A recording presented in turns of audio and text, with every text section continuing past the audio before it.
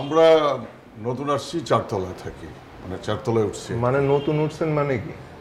এই বাসায় নতুন ভাড়াটিয়া? জি জি জি। এই বাসায় তো ব্যাচেলর দেয় না। আপনার কে বলছে আমরা ব্যাচেলার? আমরা স্মল ফ্যামিলি। সে আমার বড় ভাই, আমি তার ছোট ভাই। আর আপনি এত কোশ্চেন করতেছেন কেন? আপনার কথাবার্তা শুনে মনে হইতেছে যে ব্যক্তিটা আমাদেরকে ভাড়া দিছে সে হইলো এই বাড়ির কেয়ারটেকার আর আপনি হলো বাড়িওয়ালা।